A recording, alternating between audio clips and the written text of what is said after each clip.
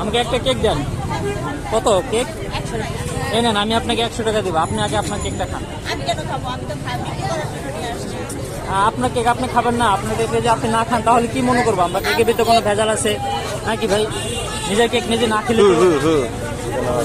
নিজের কেক নিজে না খেলে তো মনে করবো যে ভেজাল আছে নাকি ভাই?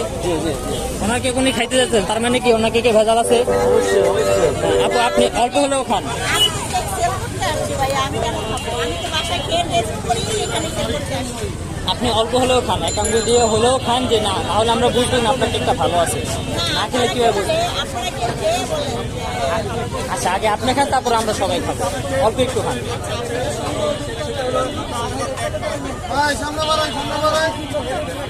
আরেকটু খান আপু, আরেকটু খান।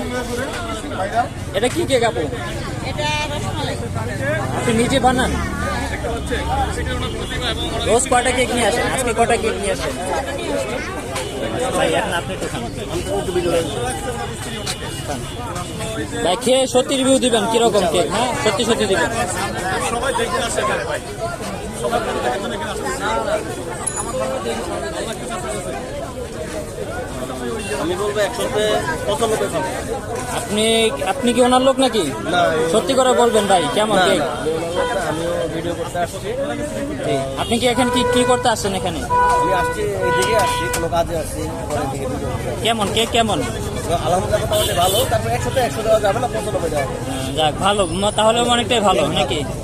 100 তো মানুষ কি আসতে পারবে এই কেক খেতে? হ্যাঁ, আসতে পারে, অবশ্যই ভালো লাগবে। আপনি কি বলেন, দর্শকের উদ্দেশ্যে কিছু বলেন? দর্শকদের বলবো এখানে আগারগাঁও নির্বাচন অফিসের সামনে আপনারা চলে আসবেন। আপুর কেক খাচ্ছে, আলহামদুলিল্লাহ আপুর কেক মোটামুটি